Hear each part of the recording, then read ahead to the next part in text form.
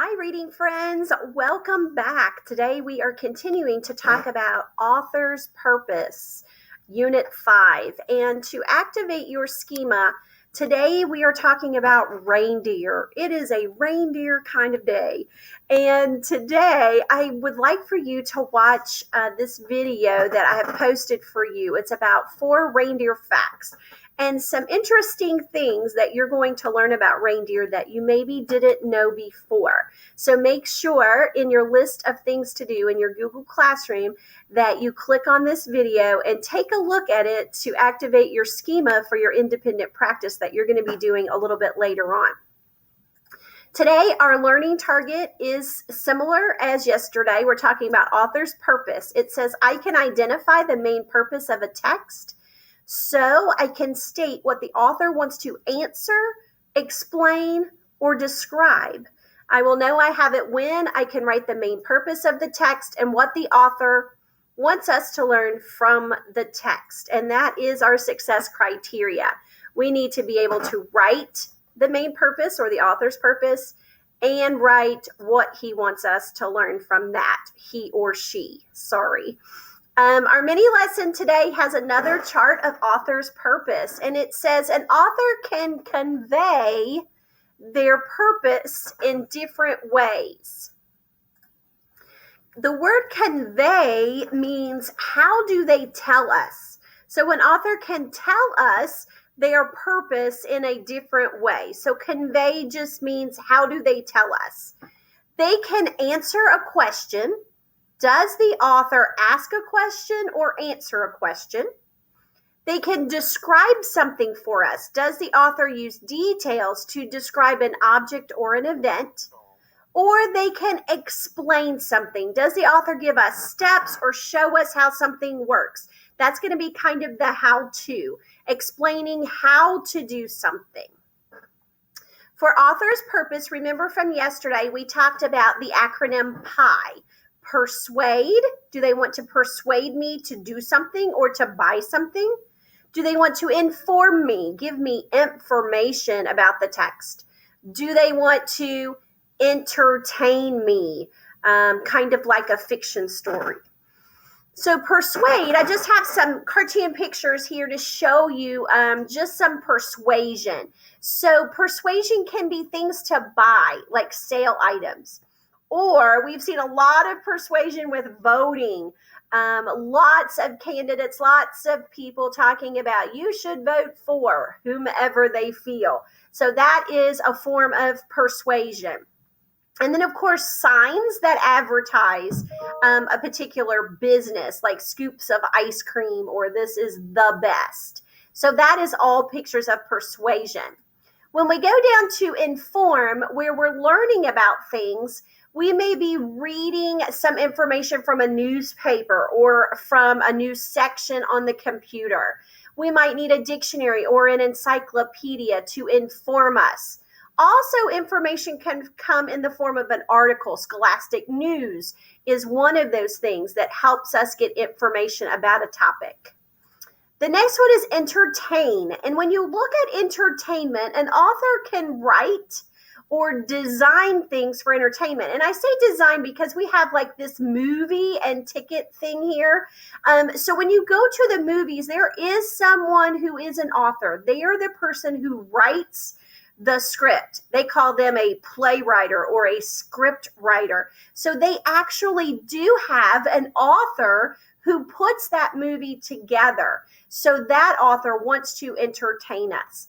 Also, comic books, fiction books, things like how to do magic tricks, that could also go in the how-to explanation. Do they want to explain something? So those are all kinds of entertainment. Yesterday I talked about joke books can be a form of entertainment. Today I want us to look at this text that I'm going to read to you. I'm going to kind of think aloud a little bit with you on what do you think the author's purpose is for writing this text. So I want to just think out loud and tell you what I'm thinking as I read through this. It was a dark and stormy night. As the windows rattled and the doors banged, Maria shivered as she tried to turn out the lamp, but it just wasn't working. She looked for her flashlight, but she couldn't find it. Not wanting to stay alone in bed, she dashed across her room straight to her mom's bed, where she jumped up and snuggled up with her. Safe at last, she thought.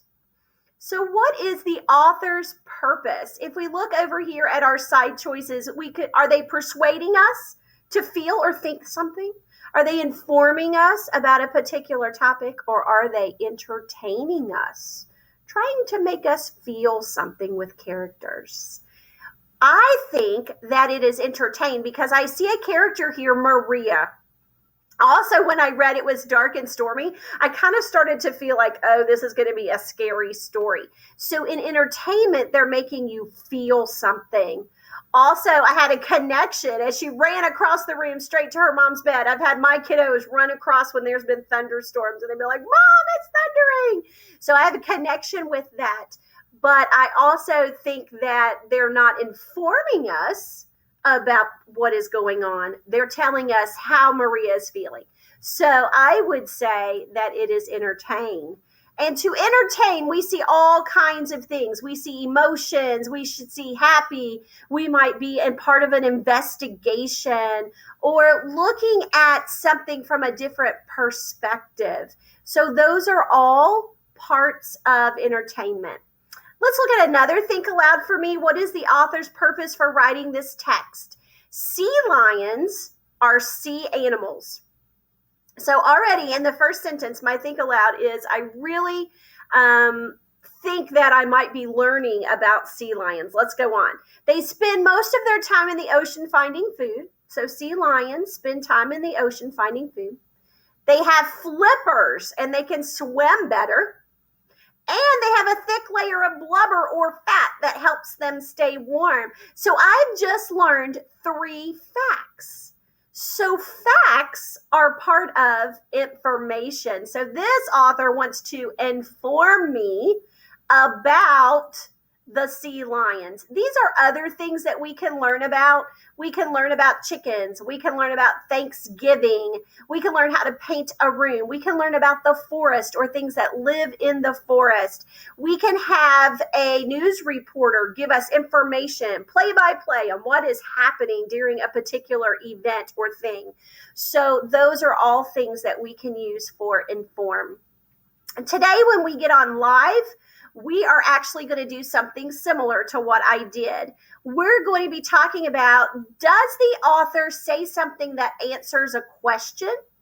Is he or she, sorry, I keep saying he, and I don't know why. I don't want you to think that authors are only men. They are so many that are women. Some of our most favorite ones are women, so I apologize for that. Are they answering a question? Are they describing something, or are they explaining how to do something?